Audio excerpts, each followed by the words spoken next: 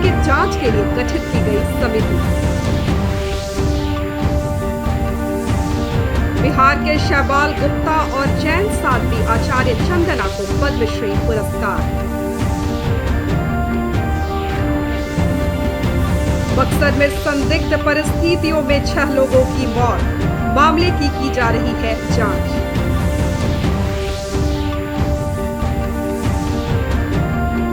और समस्तीपुर में अपराधियों ने बस चालक को मारी गोली, विरोध में लोगों ने किया सड़क जाम।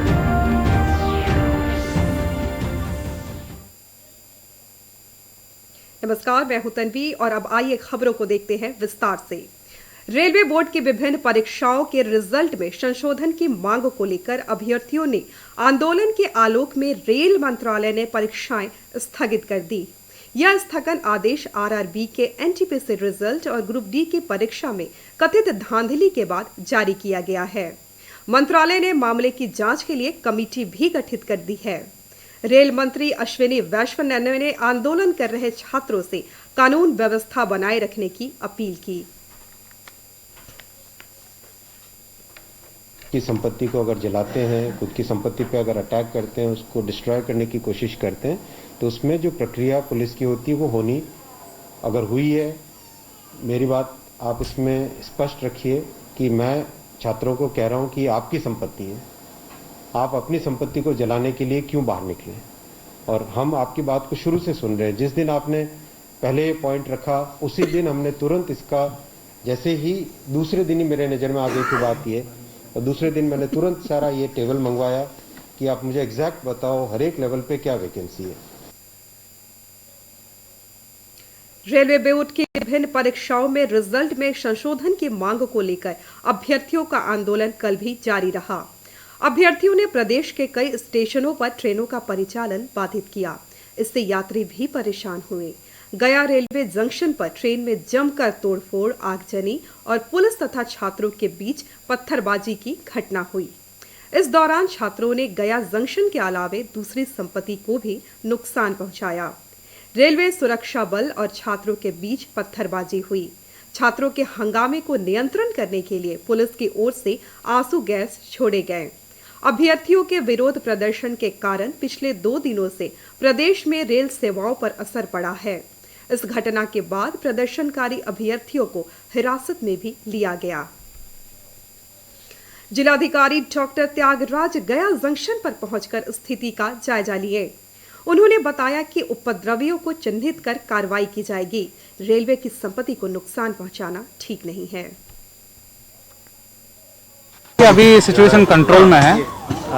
आंदोलनकर्ताओं को हम लोगों ने समझाया, सारे बातें जो अभी कमेटी बनी है और जो ईमेल दिया गया है जिसमें डालने के लिए, अपना ग्रीवेंस डालने के लिए, सारे बातें उनको माइक के माध्यम से भी बोला गया है और आंदोलन करते हट गए।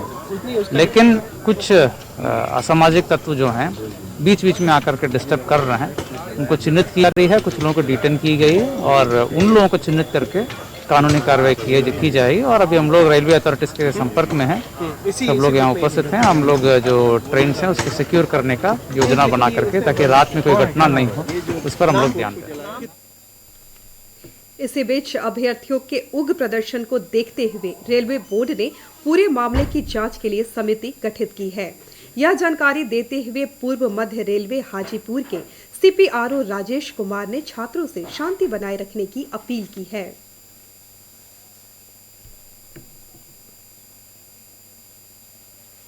सूचना हम लोग को मिल रही है कि रेलवे बोर्ड ने छात्रों की समस्या के निराकरण के लिए एक कमेटी का गठन कर दिया है। अतः मेरा छात्रों से निवेदन है कि वे वापस अपने अपने घरों पर जाएं, शांति बनाए रखें और रेल राष्ट्र की संपत्ति है, इसको नुकसान न पहुंचाए। साथ ही जो हमारे रेल यात्रा करने वाले यात्री हैं उनको कोई तकलीफ न पहुंचाए। इसलिए मेरा पुनः निवेदन है सभी छात्रों से कि वो स्टेशन परिसर से अविलंब वापस अपने अपने घरों को लौट जाए। आइए बढ़ते हैं अगले खबर की ओर। केंद्र सरकार ने बिहार की 2 विभूतियों को पद्मश्री पुरस्कार से सम्मानित करने की घोषणा की है। समाज सेवा के क्षेत्र में जैन साध्वी आचार्य चंदना जी और शिक्षा तथा साहित्य के क्षेत्र में शैबाल गुप्ता को पद्मश्री पुरस्कार से सम्मानित किया जाएगा। शैबाल गुप्ता को मरणोपरांत यह सम्मान दिया जाएगा। आचार्य चंदना जी नालंदा में विरायतन नामक संस्था की संस्थापिका हैं। उन्होंने कहा कि संस्था में सहयोग करने वाले सभी लोगों को यह पुरस्कार समर्पित है। श्रम से बहुत सारा पड़ा। ये मैं अपने लिए इस पद्मश्री के लिए अपने साथ में इसको जोड़ना नहीं चाहती। मैं चाहती हूँ कि ये जो पद्मश्री है या जो विरायतन को जो सम्मान सरकार के द्वारा हुआ है, वो सम्मान उन लोगों का है जिन लोगों ने, चाहे वे डॉक्टर्स हों, चाहे वे स्कूल के टीचर्स हों, चाहे ऑफिस के काम हो, चाहे फील्ड में काम कर रहे हों, ये उन सब का सम्मान है, ये उनका है। मैं तो उसमें एक निमित्त बनी हूँ। अब लिए चलते हैं आपको अगली खबर की ओर। उप मुख्यमंत्री सह वित्त मंत्री तारकिशोर प्रसाद ने कृषि और उससे जुड़े विभिन्न क्षेत्रों के प्रतिनिधियों और किसानों के साथ बजट पूर्व तैयारी को लेकर विचार विमर्श किया। पटना में आयोजित बैठक में वित्त मंत्री ने कहा कि आगामी बजट में ग्रामीण अर्थव्यवस्था की मजबूती के लिए सरकार प्रतिबद्ध है। इस बुलेटिन का सीधा प्रसारण आप हमारी YouTube channel DD news Bihar पर देख सकते हैं। इसके अलावा ट्विटर और फेसबुक पेज पर भी ताजा तरीन समाचार और सूचनाएं उपलब्ध हैं। हमारे YouTube चैनल तक पहुंचने के लिए अपने मोबाइल से स्क्रीन पर दिखाए जा रहे QR कोड को स्कैन करें और DD बिहार से प्रसारित होने वाले समाचार देखें। बक्सर जिले में संदिग्ध परिस्थितियों में 6 लोगों की मौत हो गई है। इस बात की जानकारी देते हुए डुमराव के DSP श्रीराज ने कहा कि देर रात 6 लोगों की मौत हुई है। उन्होंने बताया कि मृतकों के शराब पीने की जगह को चिन्हित कर घटना की जांच की जा रही है।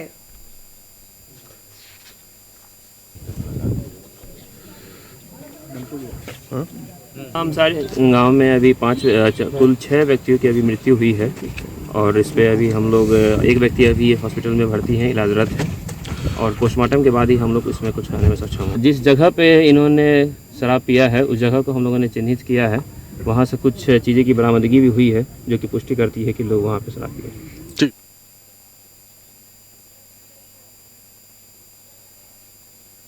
समस्तीपुर जिले के ताजपुर सब्जी मंडी के पास अपराधियों ने बस चालक को गोली मारकर घायल कर दिया। घटना के विरोध में आम लोगों ने सड़क जाम कर प्रशासन के खिलाफ नारेबाजी कर रहे हैं।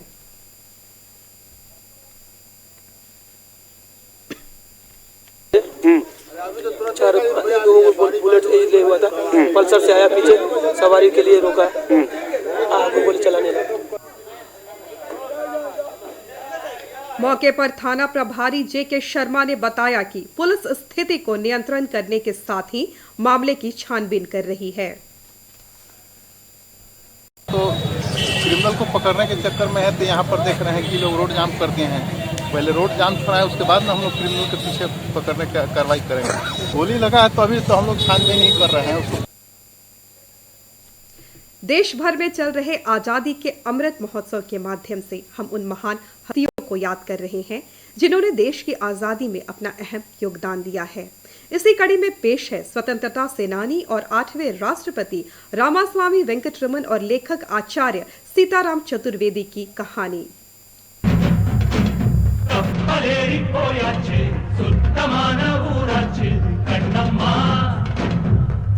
आज की कड़ी में हम स्वतंत्रता सेनानी और भारत के 8वें राष्ट्रपति रामास्वामी वेंकटरमन को याद करते हैं। 27 जनवरी 2009 को उनका निधन हो गया था। छोटी सी आयु में ही वे देश के स्वतंत्रता आंदोलन में शामिल हो गए थे और उन्होंने भारत छोड़ो आंदोलन में भी भाग लिया था।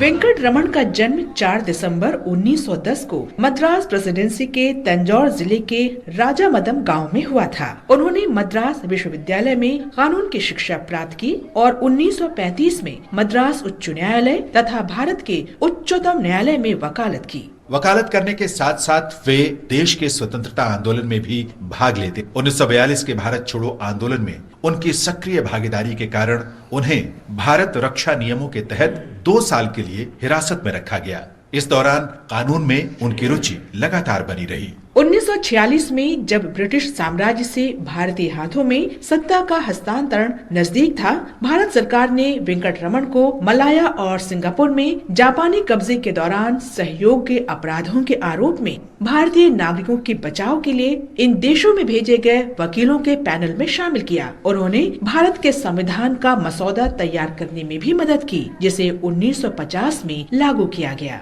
वेंकटरमण उस संसदीय दल का अभिन्न अंग थे जिसने 1950 और 1952 के बीच की अवधि के दौरान भारत के प्रांतीय संसद को फिर से डिजाइन किया। 1950 में वे भारत के अंतरिम संसद और 1952 से 1957 तक पहली संसद के लिए चुने गए। 1957 में वे फिर से संसद के लिए चुने गए। वेंकटरमण ने एक मंत्री के रूप में मद्रास राज्य सरकार में शामिल होने के लिए लोकसभा सीट से इस्तीफा दे दिया। वेंकटरमण ने 1957 से 1967 तक उद्योग, श्रम, सहकारिता, बिजली, परिवहन और वाणिज्यिक करों के विभाग का दायित्व संभाला। इस दौरान वे उच्च सदन अर्थात मद्रास विधान परिषद के नेता भी रहे। वेंकटरमण को 1967 में केंद्रीय योजना आयोग के सदस्य के रूप में नियुक्त किया गया था और उन्हें उद्योग, श्रम, बिजली, परिवहन, संचार और रेलवे के विषय सौंपे गए थे। उन्होंने 1971 तक ये पद संभाले। 1977 में वेंकटरमण मद्रास दक्षिण निर्वाचन क्षेत्र से लोकसभा के लिए चुने गए और लोक लेखा समिति में अध्यक्ष तथा विपक्षी सांसद के रूप में अपनी सेवाएं दी।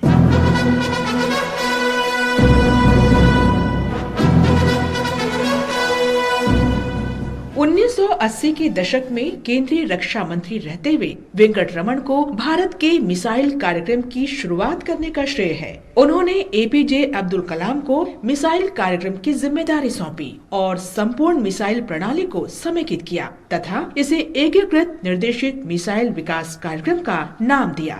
बाद में वे भारत के उपराष्ट्रपति बने और फिर 1987 से राष्ट्रपति का पद संभाला, जहां उन्होंने 4 प्रधानमंत्रियों के साथ काम किया। भारत माता के इस महान सपूत को हमारा नमन।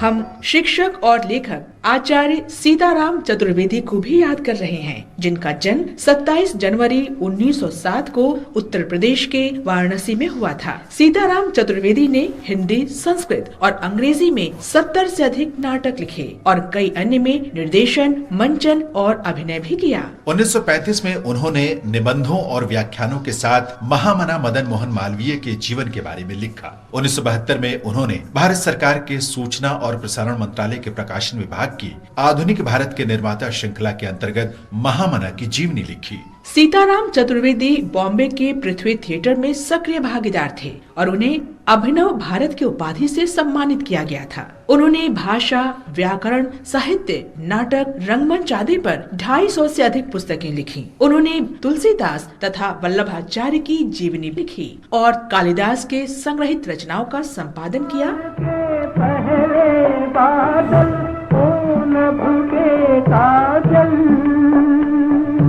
विरही जनों के करुण आंसू जल रुक जा रे एक पल। 1968 में सीताराम चतुर्वेदी ने बच्चों में बहुआयामी प्रगतिशील व्यक्ति के गुणों के विकास और उनके चरित्र निर्माण के उद्देश्य से वाराणसी में बाल विश्वविद्यालय की स्थापना की। 17 फरवरी 2005 को उनका निधन हो गया। वाराणसी में 11 दिवसीय रंगमंच उत्सव नाट्य आंदोलन सीताराम चतुर्वेदी की स्मृति को ही समर्पित है। हम इस महान संस्कृति साधक और राष्ट्रभक्त को नमन करते हैं।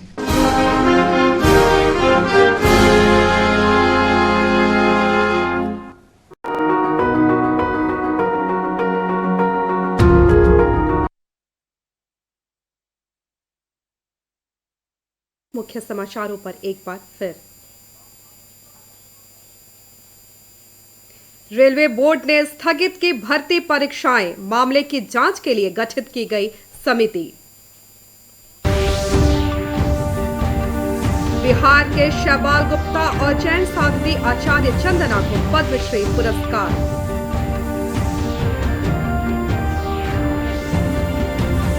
बक्सर में संदिग्ध परिस्थितियों में 6 लोगों की मौत, मामले की हो रही है जांच।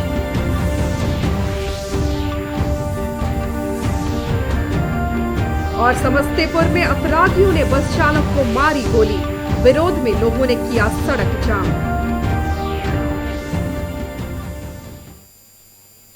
दर्शकों